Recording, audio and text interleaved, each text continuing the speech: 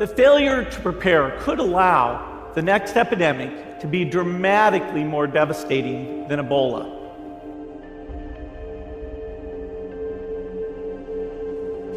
The nature of the virus. Ebola does not spread through the air. And by the time you're contagious, most people are so sick that they're bedridden. Third, it didn't get into many urban areas, and that was just luck.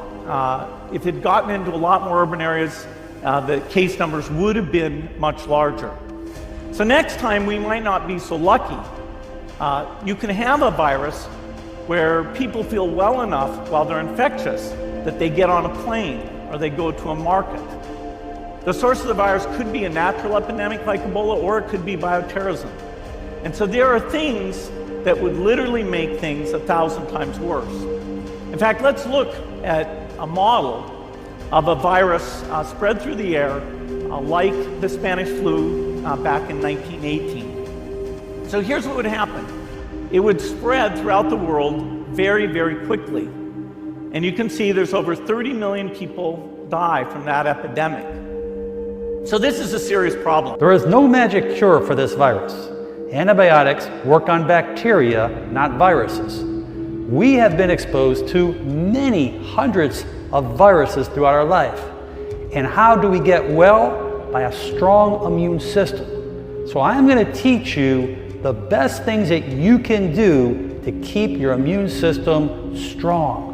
The coronavirus spreads from person to person and happens among close contacts, usually within 6 feet. Person-to-person spread is thought to occur mainly in respiratory droplets produced when an infected person coughs or sneezes, similar to how influenza and other respiratory pathogens spread. So if it's this virus or any other virus, we need to take precautions to prevent the spread of these infectious viruses that can affect our health. I'm going to explain things that you must do to keep yourself healthy. You want to wash your hands often with soap and water for at least 20 seconds, especially after going to the bathroom, before eating, and after blowing your nose, coughing, or sneezing. If soap and water are not readily available, use an alcohol-based hand sanitizer with at least 60% alcohol. Always wash your hands with soap and water if your hands are visibly dirty. Avoid touching your eyes, nose, and mouth with unwashed hands. Avoid close contact with people who are sick. Stay home when you are sick. Cover your cough or sneeze with a tissue and then throw the tissue in the trash. Clean and disinfect frequently touched objects and surfaces using a regular household cleaning spray or wipe. We can't stop the outbreaks with quarantine or travel restrictions. That's everybody's first impulse. Let's stop the people from moving. Let's stop this outbreak from happening. But the fact is, it's really hard to get a good quarantine in place. It's really hard to set up travel restrictions. Even the countries that have made serious investments in public health, like the US and South Korea, can't get that kind of restriction in place fast enough to actually stop an outbreak instantly. There's logistical reasons for that, and there's medical reasons. If you look at COVID-19, right now, it seems like it could have a period where you're infected and show no symptoms that's as long as 24 days. So people are walking around with this virus showing no signs. They're not going to get quarantined. Nobody knows they need quarantining. There's also some real costs to quarantine and to travel restrictions.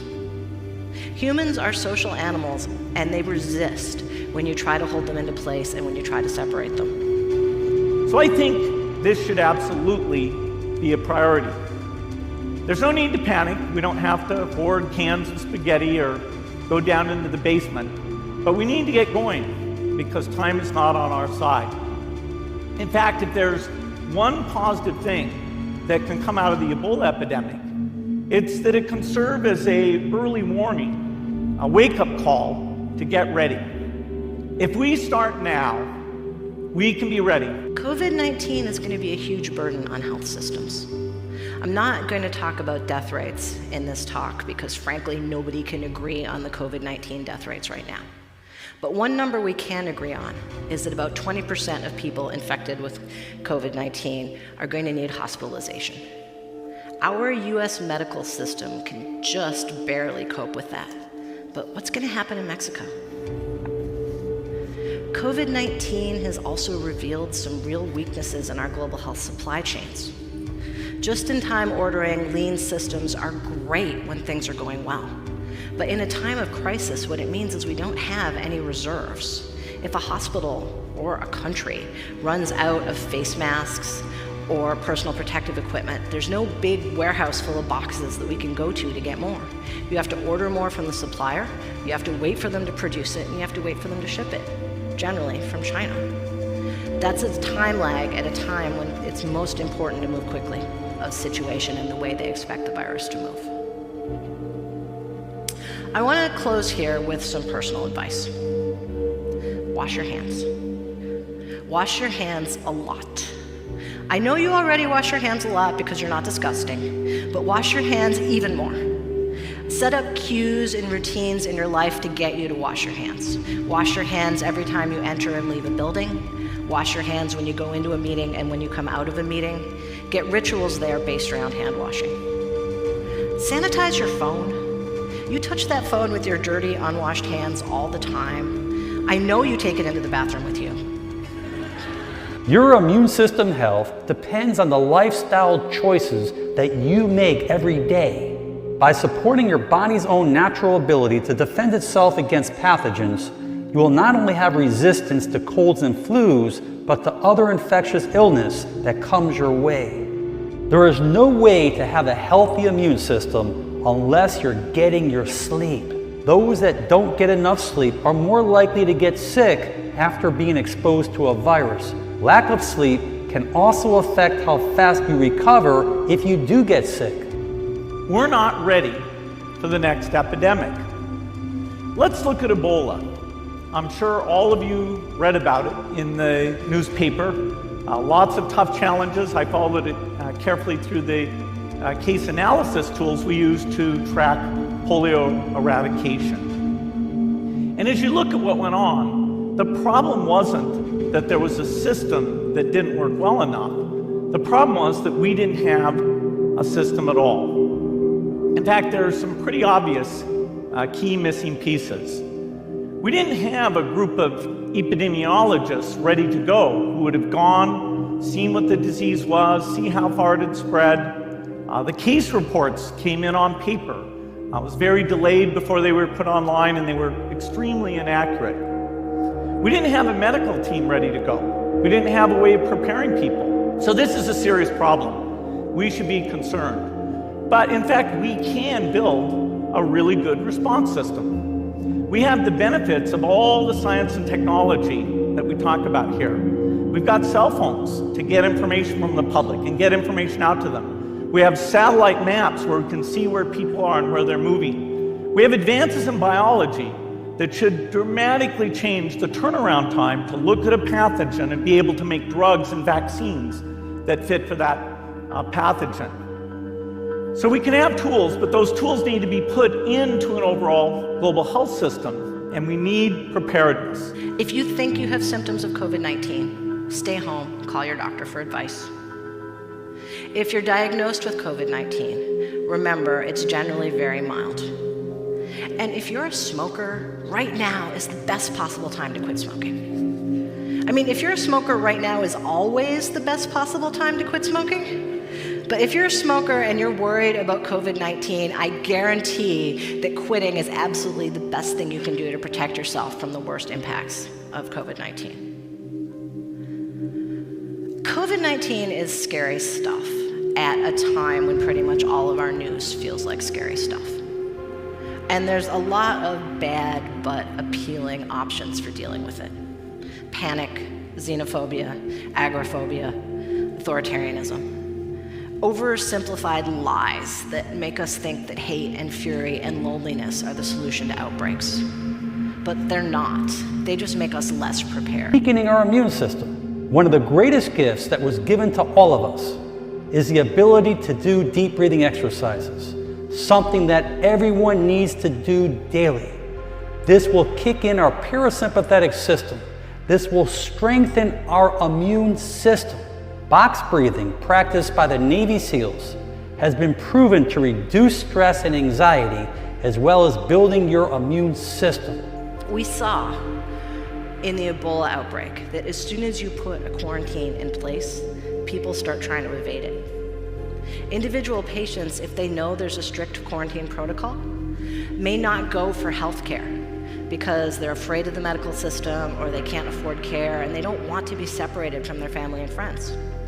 Politicians, government officials, when they know that they're going to get quarantined if they talk about outbreaks and cases, may conceal real information for fear of triggering a quarantine protocol. And of course, these kinds of evasions and dishonesty are exactly what it makes it so difficult to track a disease outbreak. There's lots of anxiety and panic going around worldwide because of this coronavirus, the main symptoms being shortness of breath, coughing, and fever. Before symptoms can even arise, it may be 2 days up to 14 days, as investigation is still underway.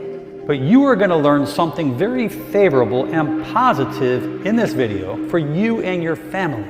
My mission is to give you the tools to take away the anxiety so you and your loved ones can relax and enjoy life. Today, the greatest risk of global catastrophe doesn't look like this. Instead, it looks like this. If anything kills over 10 million people in the next few decades, it's most likely to be a highly infectious virus rather than a war. Not missiles, but microbes. It's depressing, but it's not surprising. Global health experts, when they talk about the scenario of new viruses, this is one of the scenarios that they look at. We all hoped we'd get off easy, but when experts talk about viral planning, this is the kind of situation and the way they expect the virus to move.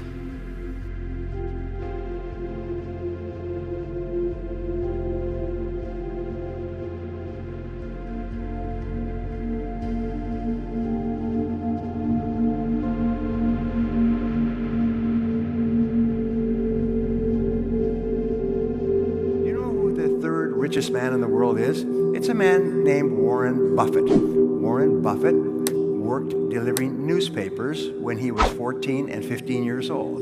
He would get up at 5 o'clock in the morning, and when it was dark and everyone was sleeping, he would deliver newspapers. And he did this for more than 2 years.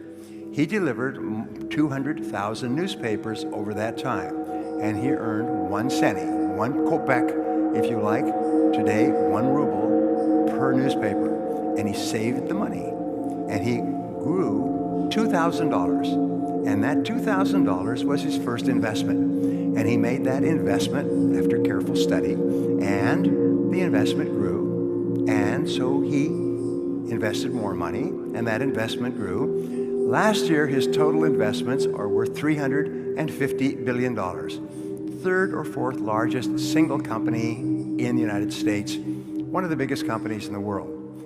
Warren Buffett has the same schedule almost every day. And what he does is he comes to work and he spends 80% of his time studying and reading in the subjects relative to his business. Only 20% is in meetings or phone calls or anything else. He spends 80% of his time learning new things so he can make better decisions and get better results. So a question I sometimes ask adults, how many hours a week do you spend studying new subjects to help increase your productivity and your value? So they found that these experts, these highly paid people, looked upon earning ability like a ladder. And a ladder has steps, and each step is a skill. And when you learn a new skill, you increase your earning ability. Also, you increase your ability to use your other skills. And each time you learn a new skill, your earning ability goes up. And when you learn a new skill, your earning ability goes up. And each new skill you learn causes you to become more and more valuable, and people will pay you more and more money for the results that you can get for them. Now, if at any given time you decide to stop climbing the ladder of success, you will level off, like most people do, 80%, but then you will begin to decline because whatever skills you have are becoming obsolete at a rapid rate. And they're becoming obsolete faster today than ever before. So if you are not constantly moving up the ladder, you're actually moving down the ladder. And people don't understand why their income is not going up. It's because they are not becoming more productive. They are not learning new skills. They're not working on themselves to become more successful. So, increasing your earning ability is the strategy used by the highest paid people in the world today. Every week they spend 10 hours or more studying new skill, the one skill that can help them the most, and they keep climbing that ladder. And it just becomes a habit. A part of their life is learning, just like a part of your life may be watching television or playing sports or something else. A part of their life is learning all the time. So there's 168 hours in a week, everywhere. Now, what we're saying is that if you want to go to the top of your field and be one of the highest paid and most successful people in life, take 10 of those hours and invest them in yourself. When Wuhan officials announced 0 new infections on March 18th, new cases were reported online on March 19th. During an interview on March 21st with Mr. Gao from Wuhan's Chaokou district, the Epoch Times learned that a re-emergence of the CCP virus, which causes the disease COVID-19, had occurred. The virus has re-emerged. It started again. There were reports about it yesterday. Tongji Medical College, Chaokou, has confirmed more than 100 cases of infection. It was reported yesterday. The reason I'm saying this is because it was reported. If I don't mention it, the facts will be hidden and none of it will come to light. Was the virus recurring or is it new? Who knows? I'm quarantined at home. There was a case today near our community. A 62-year-old woman ran away and now she's gone missing. Where are the people who were released from the makeshift hospitals? They were isolated first and then went home. We didn't see any news in the chat room about their health and safety. It's quite scary. Are you worried? Most definitely. Life is getting harder. The government doesn't care. We have no money on hand, and when you go out, you need to pay in order to have fun. So the situation remains the same, am I right? Yes, the same. Things are a little more relaxed in my community, but we're still very worried for others. The regime is talking about ensuring 0 new infections. No new infections, that's their goal. But there are cases of new infections. How can I say it? The virus obeys the regime. If the regime says there are no new cases, then there will be no new cases. The virus will not listen to the capitalists, but the socialists, in the party's view. This is frightening if it continues on like this. True, but there's no other way. We live in fear. Fear of getting sick from someone who is infected or a carrier. People are now starting to use common sense. No gatherings, no parties, no wandering around in public. How many people have died since the coronavirus outbreak began in China? Really? What's the true situation in Wuhan? One source of information is funeral homes in Wuhan. Our reporter, Undercover, called them up, and the numbers they disclose are heart-wrenching.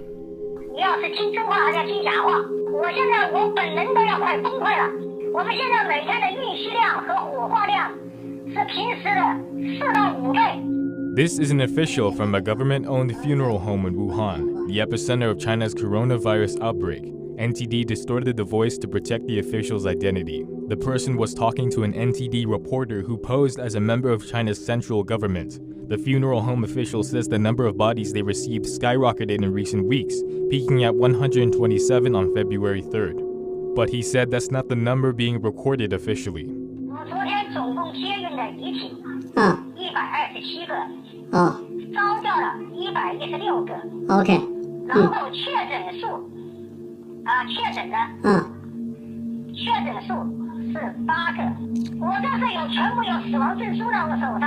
Only about 6% of the deaths are recorded as confirmed cases. If other funeral homes in Wuhan are in the same situation, where only 6% of the deaths are counted officially as part of the coronavirus death toll, the real number of lives claimed by the virus could be over 10,000. The official says that many of the patients weren't even able to be treated before passing away. 38%是医院接来的。61%是在家里死亡的。所以说这个就医的情况很不好，前几天。对。你想想，60%都在家里死的。 The person says local officials tell them to get rid of the bodies within an hour and a half, but because there are so many bodies, the funeral homes are stretched to their limit. 我真的是承受不了了。我昨天跟我的局长说，我说我就懒要疯了，我自己要去跳楼了。我说你给我下的这些任务，我真完成不了。二是这帮狗官把这个城市管理的一塌糊涂，他们这样搞下去，这个不敢想象。 People who speak out with views different from the Chinese regime continue to be under threat. China has summoned or detained several doctors and citizen journalists since the outbreak started.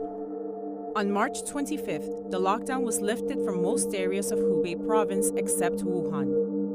Hubei residents with a green health code were permitted to resume travel. However, due to distrust between Jiangxi and Hubei provinces, Jiangxi police established a checkpoint at the Zhujiang-Jiangxi River Bridge on the morning of March 27th and refused entry to Hubei residents. This triggered a clash between police of both provinces, and up to 10,000 people gathered to protest.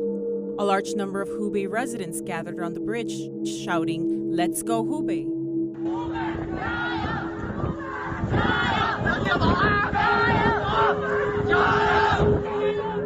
Other Hubei residents held up banners asking Jiangxi police, "Why are you coming to Hubei and setting up a blockade?" Protesters overturned multiple Zhujiang police vehicles. Others went to Jiangxi Zhujiang Bridge police station shouting, "Apologize, Zhujiang."